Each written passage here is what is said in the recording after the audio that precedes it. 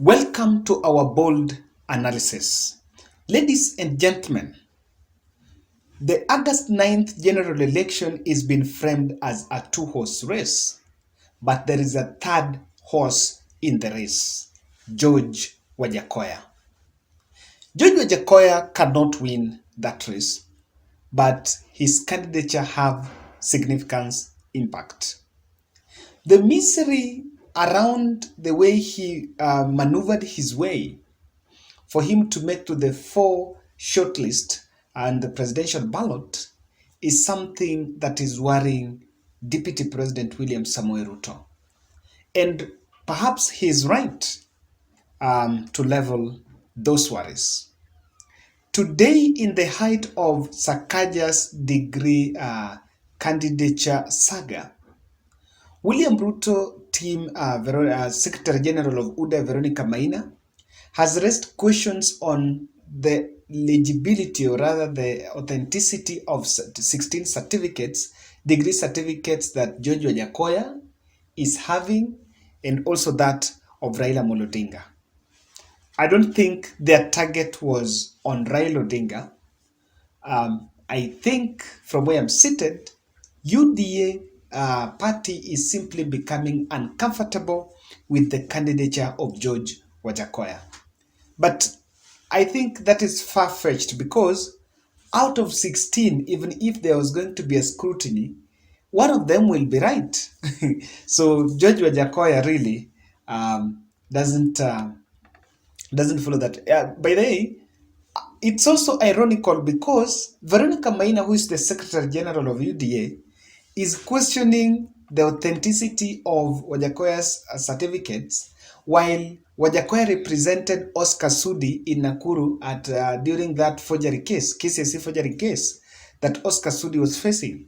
So it's something that is very ridiculous. However, if you've been keen, you will realize that Wajackoyah, after announcing his candidature, immediately the 52 candidates were dropped from the presidential list. They remained the 4 of them. Then he started campaigns, but he's not campaigned in Kakamega, which is his home county. In fact, he has not campaigned in Western Kenya. Not even now, because he announced his candidature sometime last year. So even since then, he has never campaigned in Western Kenya.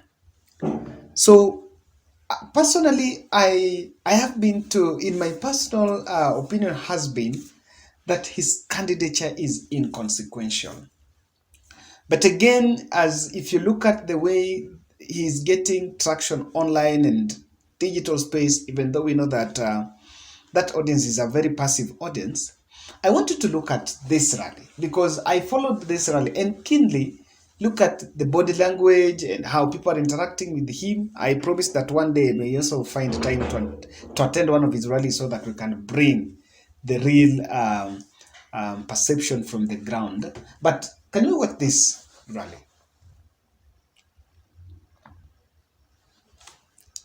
That is Wajackoyah for you. Now, I want you to watch one of his rallies here.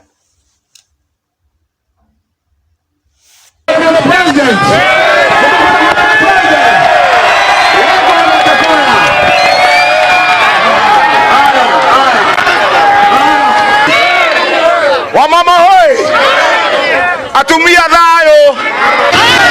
Wengi wameniita wazimu na wengi wamesema mambo mingi, lakini hiyo bangi tunataka tuitengeneze iwe ni dawa ya kutibu kansa, iwe ni ya commercialization, ile ya kujenga madaya. Wacha kwanza tuseme namna hii. Asanteni, asanteni, asanteni. Asante sana, asante sana. Mkiniona nikiwa hapa, nimekuja nyumbani kwetu. Mimi nilikuwa PA wa mtu anaitwa James Kanyotu. Sasa alikuwa ni mtu yenu? James Njiru sasa alikuwa mtu yenu? James Njiru ndiye alinipeleka shule na mtu anaitwa Kamodho. Na siku ya leo nimerudi kwetu. Na mkiona huyu mjamaa, huyu ndio mjamaa kwanza katika Afrika mzima kudiscover kichwa yangu, na ameongea kwa kichwa yangu akasema pana, kama huyu mtu mambo yake ni mambo ya bangi, wacha nimuite.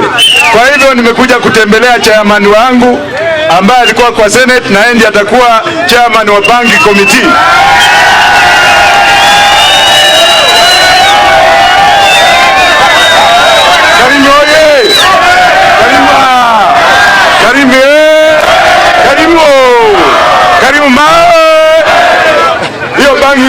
mingi sana. Huyu ndio mwenyekiti wa chairman wa komiti ya kuangalia mambo ya dawa. Na yeye nimemwambia kwamba wakati tutapanda mazao katika eneo hii, mazao ya 1000 acres katika mlima, kila gunia moja ya bangi ni 3.2 million US dollars. Na hiyo tukipata namna hivyo, kila mtu hapa atakuwa na pesa za kutosha kumaliza umaskini. Ya pili, nitaondoa China wote kutoka nchi yetu warudi kwa China, warudi kwa wametumalizia kazi yetu. Tutalipa deni yao na magunia 500 ya bangi tutaweka katika meli, tuambie waingie katika meli hiyo, kungoya hako Karelwe, warudi kwao. Wakitaka kuvuta hiyo bangi wawe walevi, waanguke kwa maji wakufa huko Indian Ocean. Now, guys, that is the campaign that Wajackoyah was doing.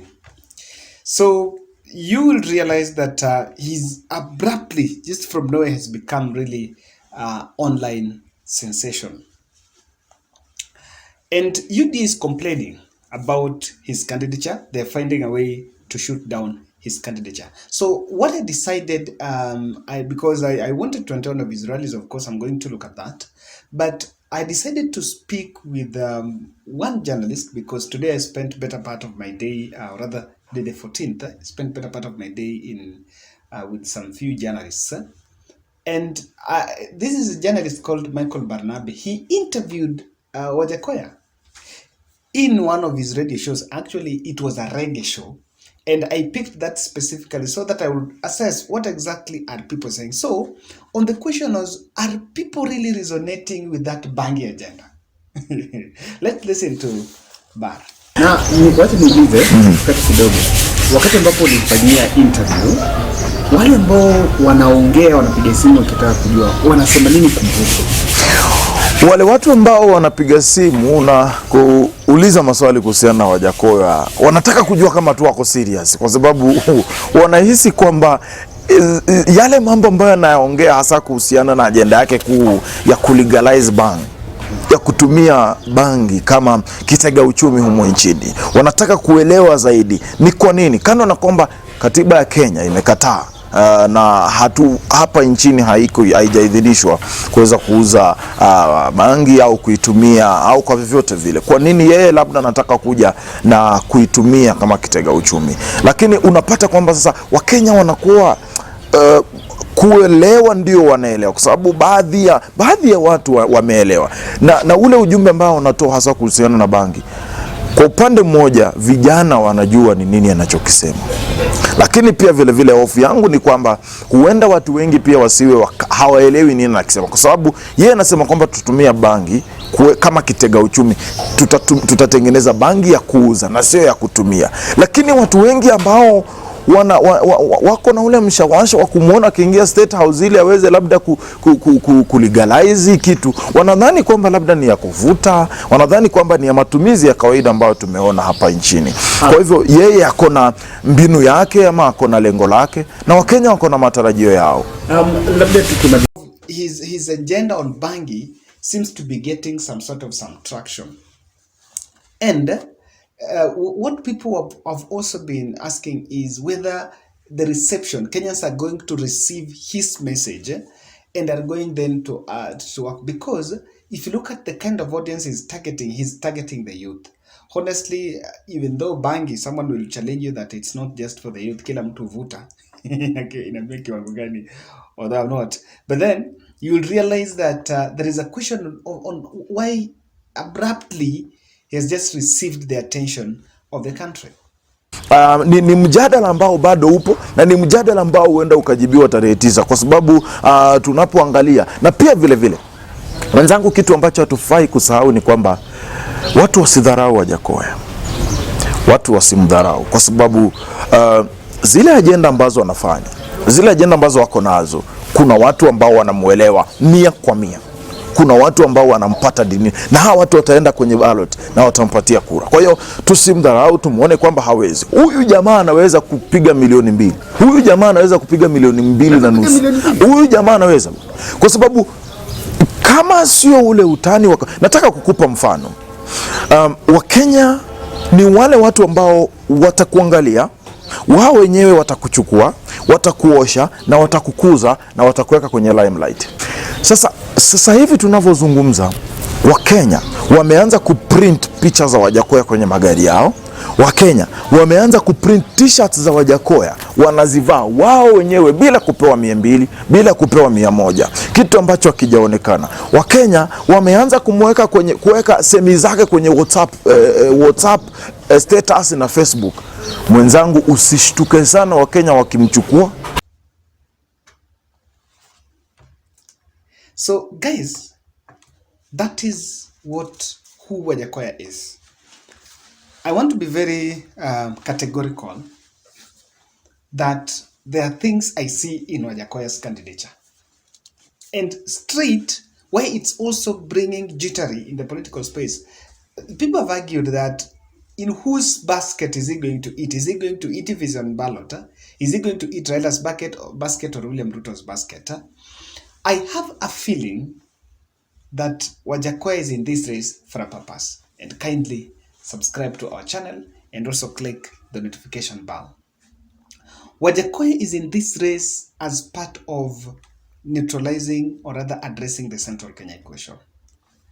Some time back, and I just want to reveal this in this analysis, I once spoke to someone who actually is an OCPD somewhere in this country, my very good friend I won't mention, and he was telling me that the way deep state can even manage elections is not on what people see as the software. There is a lot of hardware. I think there is a lot of groundwork that can be done. In fact, he was telling me, for example, in the last 2 general elections, in Uhuru Kenyatta's strongholds, they would make sure that no one was going to drink alcohol. Those boys, the areas of Kiambu, Nyandarua, Nyeri, and Murang'a, and those areas, that those boys were never going to go to those changadens and spend there. Because in some elections, there is a tendency of people drinking there. And they will make sure that these people go and vote. So he was telling me, Kevin, if Deep State want to do something fishy, is just to make sure that first, you just go to those changadens where these young people are drinking, and you make sure that the product is affordable. They're going to consume until the next day and they may not even vote. So that with Wajackoyah coming in is resonating with that group. But then he's bringing a product, the Bangi agenda. So the Bangi agenda, because it's already resonating with the product, and you'll question why. Is it that not even media and the lobby groups on substance abuse like Nakada are not really concerned about the way Wajackoyah's message is being received by the youth? If today someone would come and say, I want to legalize tobacco, yes, what do you think would have happened? Because as we talk today, it's still illegal. And of course, you can do it in legislation. But there's a situation where this is a politician going to ground and telling people that this. Of course, his message is very direct that we are going to use it for economic purposes, but not for consumption. However, for the people that is addressing in the streets, do not understand the economic value. Economic value argument is for the middle class. Those people simply want to understand that bhang is being legalized so that marijuana is being legalized so that you can consume it. No one is raising questions about the way he's polarizing the youth, and actually now maybe talking about the product, and it brings in a sense of, look here, is he getting some favors?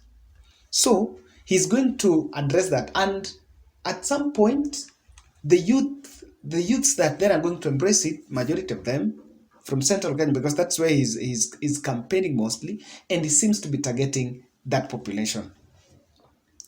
Wajackoyah represent a face of rebellion, a voice of rebellion. By the way, for people who follow, if you follow his news, you'll realize that he was part of the liberation struggle. In 1990, he also faced detention because of curiosity to investigate the death of Ouko, and at some point he had to be flown out of the country to take asylum, I think, out of the country, and he was in UK and US. That's where he studied. So with the way he's branding venye anajivana hii kitu anafunga, the symbol that sijui inaitwa aje, it was used in some European country during a rebellion. And so I also see a voice of rebellion. As to whether this might be of impact after the general election in terms of maybe coming out to dispute the polls or making a protest after the polls, it's something that then we'll yet and see. But keenly, the incessant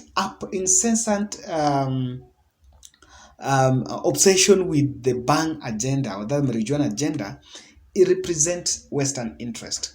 From where I'm seated, and successfully, Wajackoyah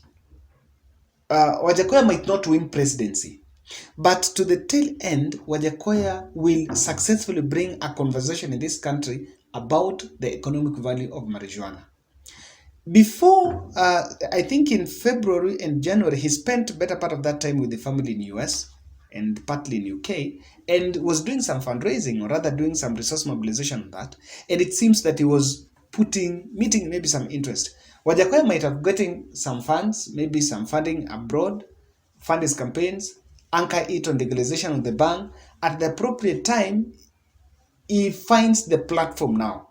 He finds a platform to talk and lobby for that. Now he's getting interviews, he's getting a lot of media attention, and even if he doesn't win and happens to be in the post-election negotiation table, he might put that as one of the conditions for him to form a coalition. Or if he manages to force a rerun, then what exactly will happen is after that election, someone might look for him. And one condition maybe to support candidate X or Y that he might choose to support is to make sure that the bhang agenda is addressed. Ladies and gentlemen, those are my thoughts. I don't know what you see in Wajackoyah's candidature.